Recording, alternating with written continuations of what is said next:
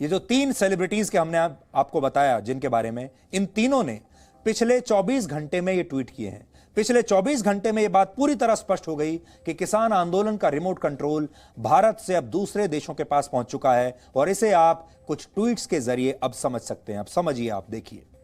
पहला tweet America की मशहूर पॉप सिंगर रिहाना ने किया, जिन्होंने भारत में प्रदर्शन स्थलों पर इंटरनेट सेवाएं बंद करने से जुड़ा एक आर्टिकल शेयर करते हुए लिखा कि हम इसके बारे में बात क्यों नहीं कर रहे हैं। उन्होंने किसानों के आंदोलन के समर्थन में एक हैशटैग दिया, फार्मर्स प्रोटेस्ट। वो हैशटैग लगाकर उन्होंने ट्वीट किया, और उनका ट्वीट इस समय आपकी स्क्रीन पर है, और मैं आपको जो यहां पढ़कर बता रहा हूं मेरे हाथ में, जो मैंने यहां पर आपको पढ़ के बताया है, इसमें भी देखिए रिहाना ने जो ट्वीट किया और रिहाना ने जो हैशटैग का इस्तेमाल किया है, वो हैशटैग वही है जो इस दस्तावेज में लिखा हुआ है कि आपको दुनिया भर में इतने बजे इस तारीख को इस हैशटैग के साथ ट्वीट करना है, और उसी हैशटैग के साथ रिहाना ट्वीट कर देती है। रिहाना भारत के बारे में कुछ नहीं जानती, भारत के कृषि कानूनों के बारे में कुछ नहीं जानती, भारत के किसानों के बारे में कुछ नहीं जानती। तो फिर उन्होंने ये ट्वीट कैसे किया? ट्विटर पर रिहाना के 10 करोड़ से ज्यादा फॉलोअर्स हैं, और 2012 में फोर्ब्स ने रिहाना को दुनिया की चौथी सबसे ताकतवर सेलिब्रिटी माना था। और सबसे अहम बात यह है कि जब वो किसी बड़ी कंपनी या उसके प्रोडक्ट को एंडोर्स करने के लिए कोई सोशल मीडिया पोस्ट करती हैं, तो आप जानते हैं वो कितना पैसा लेती हैं एक पोस्ट करने के बदले में? उनका जो प्राइस है वो है 3 करोड़ 27 लाख रुपए। रुपयों में, इंडियन रुपीस में अगर हम बात करें, 3 करोड़ 27 लाख रुपए लेती हैं एक ट्वीट करने का या एक सोशल मीडिया पोस्ट करने का। तो आप समझ सकते हैं कि यह किसान आंदोलन के समर्थन से ज्यादा असल में एक मार्केटिंग स्ट्रेटेजी का हिस्सा है, जिसमें किसान आंदोलन एक प्रोडक्ट बनकर रह गए हैं, क्योंकि हमारे देश के किसानों का इस्तेमाल हो रहा है।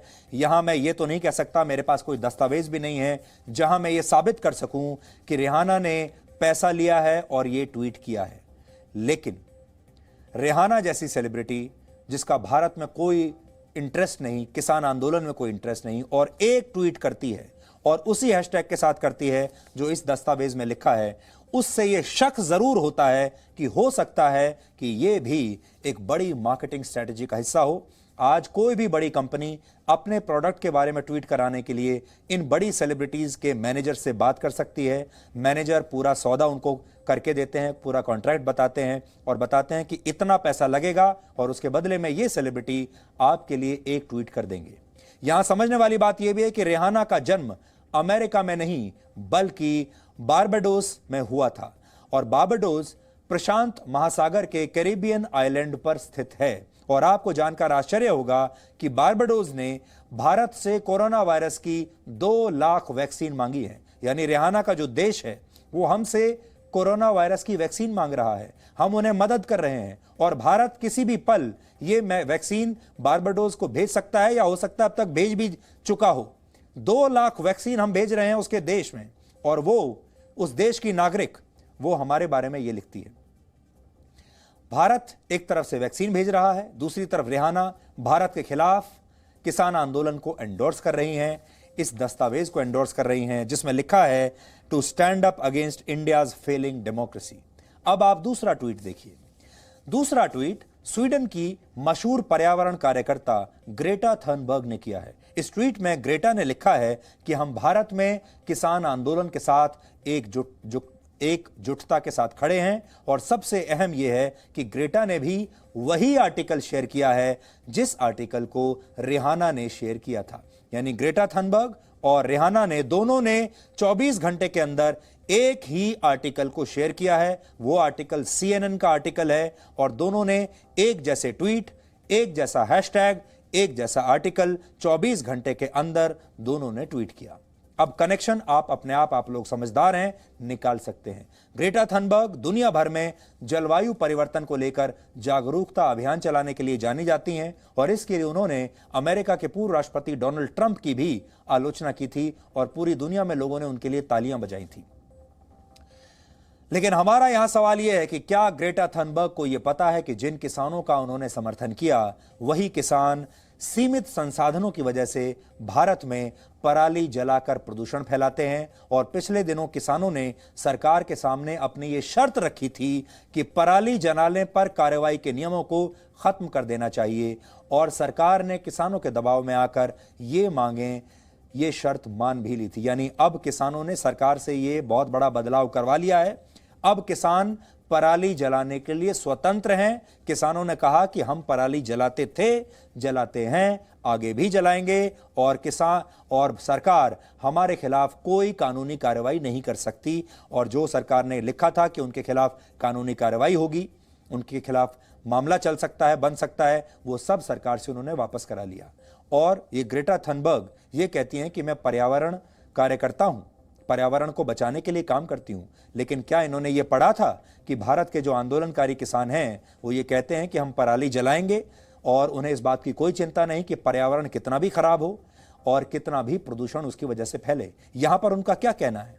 अब यहां दो अहम बातें हैं। पहला ये कि अगर ग्रेटा थनबर्ग इन सब के बारे में जानती हैं तो क्या पर्यावरण के लिए उनका प्रेम झूठा और दिखावटी है? और दूसरी बात यह कि अगर उन्हें इसकी जानकारी नहीं है तो फिर उन्होंने बिना पढ़े और बिना रिसर्च किए ही आंदोलन कर रहे किसानों को अपना इतना बड़ा समर्थन कैसे दे दिया?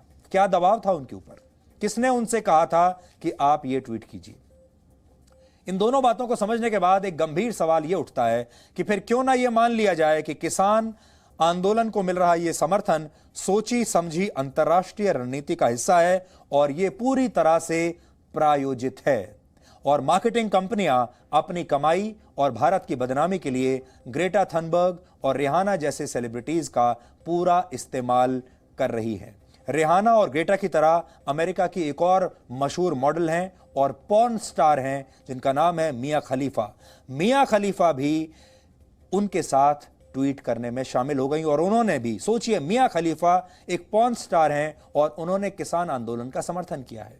उन्होंने किसानों को समर्थन देते हुए एक ट्वीट किया और लिखा कि भारत में मानवाधिकार उल्लंघनों पर यह क्या चल रहा है। उन्होंने नई दिल्ली के आसपास के इलाकों में इंटरनेट काट दिया है, ऐसा उन्होंने लिखा है। भारतीय किसानों के प्रति मिया खलीफा की हमदर्दी दिखावटी क्यों है, इसे आप वर्ष 2015 में उनके द्वारा किए गए एक ट्वीट के जरिए समझिए। इस ट्वीट में, जो कि 2015 में उन्होंने किया था, उन्होंने लिखा था कि वो भारत की जमीन पर कभी पैर नहीं रखना चाहेंगी। सोचिए, जिस व्यक्ति को कल तक भारत से इतनी नफरत थी, उसके मन में भारत के किसानों के लिए यह सच्चा प्रेम कैसे उमड़ आया, वो भी बिल्कुल अचानक से। मार्केटिंग की भाषा में समझें तो अब किसी मुद्दे पर समर्थन जुटाने का यह नया तरीका बन चुका है। जैसे कोई बड़ा सेलिब्रिटी किसी ब्रांड को एंडोर्स करता है, ठीक वैसे ही अब इन बड़े बड़े सेलिब्रिटीज का इस्तेमाल ऐसे मुद्दों के लिए भी होने लगा है जिसमें भीड़ को उस प्रोपेगेंडा का हिस्सा बना लिया जाता है जिसकी डोर मुट्ठी भर लोगों के हाथों में होती है, और वही लोग रिमोट कंट्रोल से इसे चलाते हैं और वही लोग इसमें पैसा भी खर्च करते हैं। और किसान आंदोलन के साथ भी ठीक अब वैसा ही हुआ है। यह आंदोलन जब शुरू हुआ था तब इसका मकसद था कृषि कानूनों को रद्द कराना, लेकिन जिस दिन से इस आंदोलन ने झूठ के हाईवे पर चलना शुरू किया, उस दिन से ही यह आंदोलन अपने रास्ते से भटक गया, और 26 जनवरी को हम इस भटके हुए आंदोलन का असली चेहरा देख चुके हैं।